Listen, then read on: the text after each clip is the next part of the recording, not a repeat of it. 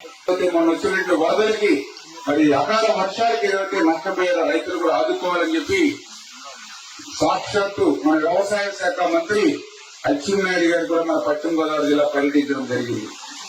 అచ్చెన్నాయుడు గారితో పాటుగా ఈ ప్రకృతి విపత్తుల శాఖ కూడా హోం శాఖ ఏదైతే నిర్వహిస్తున్నారో వంగలపూడి అనిత గారు కూడా మన పశ్చిమ గోదావరి జిల్లా రావడం జరిగింది. అంటే ఒక వర్షం వస్తే ఎక్కడో అమరావతిలో ప్యాలెస్ లో పడుకోవాల గత ముఖ్యమంత్రి మాదిరిగా ప్యాలెస్ లో నిద్ర పోవాలా.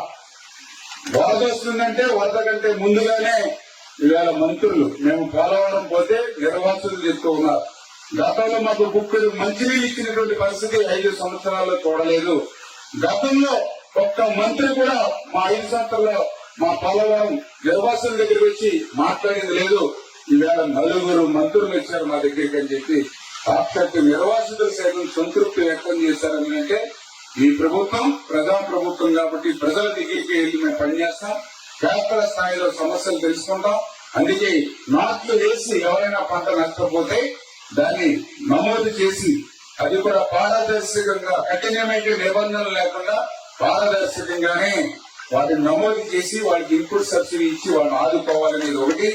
రెండవది ఏదైతే విత్తనాలు ఆకుమడికి సంబంధించి వేసి ఆకుమడి మునిగిపోయి ఏదైతే నష్టపోయారో వాళ్ళకు కూడా 80% సబ్సిడీతో అంటే దగ్గర 900 రూపాయలు పైబడి ఉండేటువంటి విత్తనం ప్యాకెట్ ని 200 రూపాయల 220 రూపాయలకి అంటే కేవలం 20% మాత్రం మీరు చెల్లిస్తే 200 రూపాయలు చెల్లిస్తే మీకు 30 కేజీల ప్యాకెట్ మీకు అందించడం జరుగుతుంది. ఇదిగా చెప్తూ ఉన్నా ఎంతమంది రైతులు నష్టపోతే ప్రతి ఒక్కరికి కూడా మీకు విత్తనాలు సరఫరా చేస్తాం. ఏదైనా ఎక్కడైనా ఇబ్బంది ఉంటే మాతో సంప్రదించండి.